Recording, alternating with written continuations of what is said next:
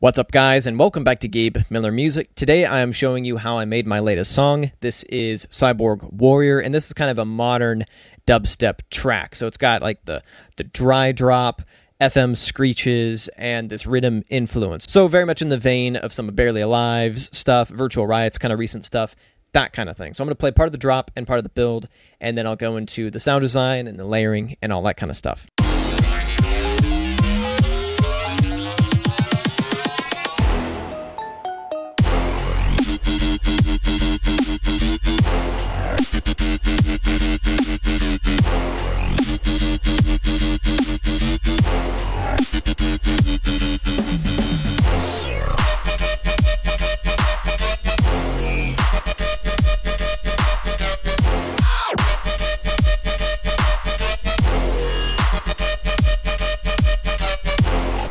And that goes on like that. So first of all, I'm going to go into a bit of the layering, specifically the drums. So starting off with this here. And this started life as a Virtual Riot loop, which actually I did use the entire thing just as is. So it's pretty simple, just a kick, a clap, and a ride. And so I modified that here so I could layer it with this. So that's this here. Really short kick, really short snare. Both are nice and punchy, and they layer nicely with this. And the snare actually started life as a melodic dubstep snare, and so it sounded like this, with this really long tail. But with this kind of drop, I really wanted to embrace this kind of minimalist production sensibility that I've been hearing a lot in dubstep and Riddim lately, which I really like. It's this very upfront, in-your-face sound, and one way to get that is to get these extremely short, extremely punchy drums. And so that's what you end up with here. And that's it for the drums. They're pretty simple. So then moving on to the basses, well, first of all, this horn. That is a Nexus patch, and layered with that is this growl. And you can hear how the growl ramps up, and at first it's basically providing a bit of sub, and it stays out of the way of the horn, and then as the horn's dying out, the growl really makes itself apparent, leading us really nicely into the main bass. So before we get into the main bass, I want to quickly go into the sound design of this growl, because it's pretty nice. So let me take off all the processing here and all of the modulation. Get rid of the sub, get rid of all of the effects. So here's what it sounds like originally, just the wavetable. Not very exciting. We had the sub, and here's the first big thing that changes its sound is FM from B with this kind of crazy modulator shape. And so the amount of FM increases over time, and that creates this nice modulation. Also adding to that effect is the filter, with the cutoff being modulated. This is a flanger. On top of that, I've got some effects. Add some grit and width, and then this flanger, once again, more modulation. And for this guy, the rate is all the way down, and then the mix is what I'm modulating here. Finally, on top of that, I've got a bit crusher. And that's what really gives it its aggressive edge. And this is just Logic's built-in bit crusher, which is very good, by the way. And then, of course, LFO tool, and this is acting as my ducker, which is, it's always my ducker of choice, without exceptions. It allows me to get very precise with my ducking, and for styles like this where the side chaining does need to be very precise, it's real good. So this leads us very nicely into the main bass. So let's go into the sound design of that. Got a loop here. So let me, once again, remove all the processing and all the modulation so you can kind of hear what this started out life as. It's not all that exciting. But there are a couple quick things that I do want to touch on here. First of all, this LFO here is modulating the level. And that's where you get that kind of drunken drummer swung feel, is because of this guy right here. This one immediately comes in. This one takes its time to kind of come in. so you immediately get that nice variation. And then I've also got a good bit of glide on here. So you get this nice sliding effect. So I add a sub. Immediately provides quite a bit more power, but here's the big thing that's giving this guy its sound is I have AM from B on here with this oscillator here. That immediately completely transforms the sound, and this right here is a sawtooth wave with sync turned up quite a bit, and then it's an octave up from this wavetable right here.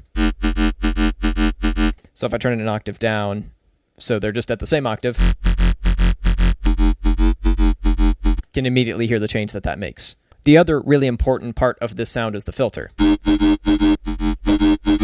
That's really adding that kind of metallic screech. So let me turn it off.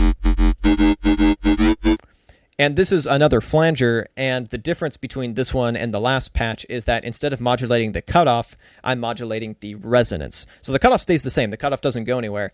The resonance is what moves.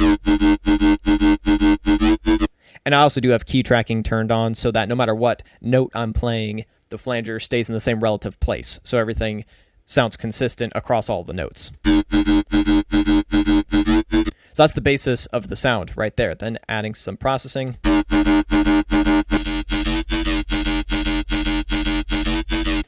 And so that's everything inside of Serum. Then in addition to that, I've got a pretty extreme EQ,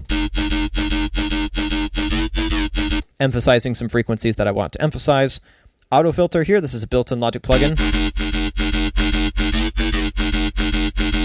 You can hear that's adding a bit of extra modulation and also a little bit of distortion. And then finally, for just a little bit more distortion, I've got the bit crusher.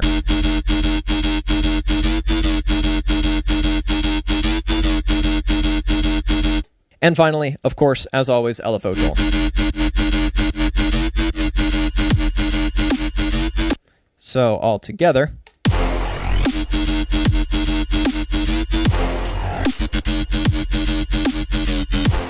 real quick, this section right here, this little triplet effect, is actually quite a bit more simple than it might sound. Basically, I've got these really short little notes doing triplets, and the thing that gives it this kind of rising quality, it's coming in at you, the thing that gives it that quality is LFO tool.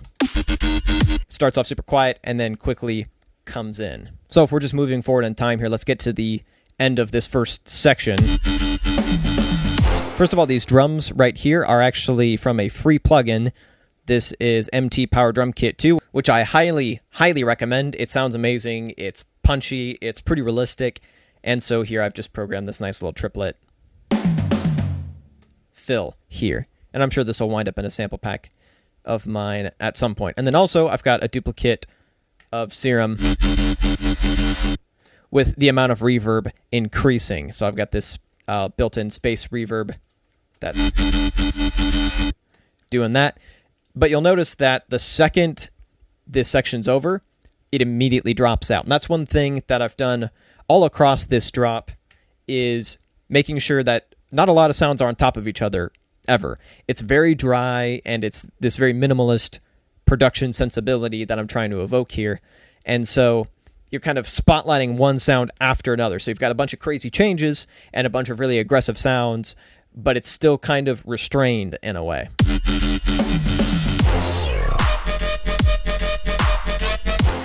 This guy right here in the second section of the drop is a pretty heavily modified version of the original. So let me go into that.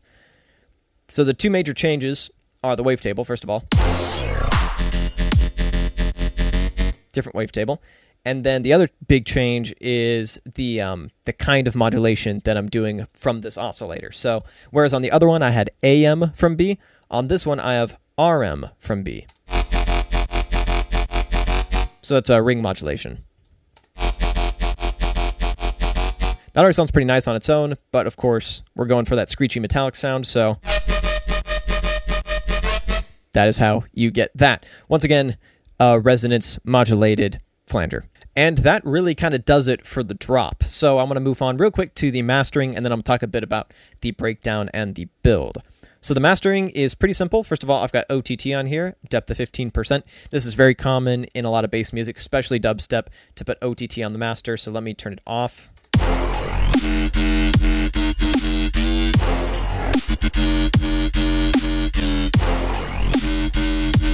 So essentially this ends up being a mix of multiband compression and parallel compression on my masters. So it kind of combines everything really nicely, makes everything sit a little better, and then adds these kind of upper harmonics that I really like. And then finally my limiter, this is Loud Max. And because the layering on this drop is so minimalistic, I can get away with cranking this really hard and get a good amount of volume without introducing any unwelcome artifacts. And by the way, this plugin is available for free, and I do definitely recommend it. I use it all the time, and it's real good. So finally, let's talk a bit about the breakdown. So we've got the horn here, and a reversed impact that lead us in. Couple of impacts here, and then these two elements right here.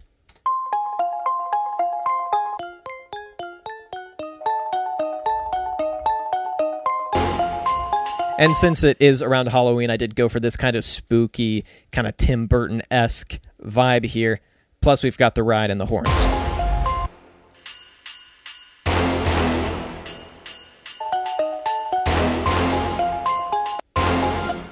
Then on top of that, for the second section, got a pad.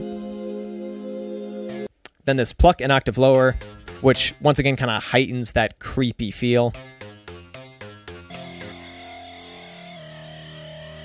And then this guy doing kind of a bass note.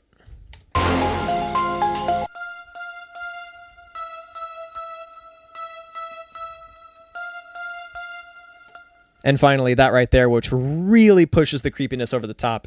And minor seconds, they always sound creepy. So that's a lot of fun. And then I brought that bass in slowly. I have it basically filtered down to nothing.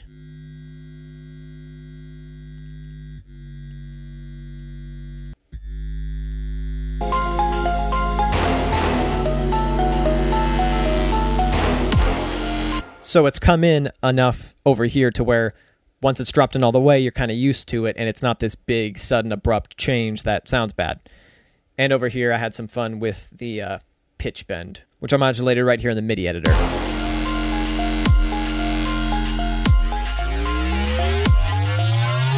And that just goes up one octave a couple of times, and then over time, I'm slowly dropping out elements of the breakdown, so once the drop comes in and is super dry, it's not this abrupt change, the tone stays consistent.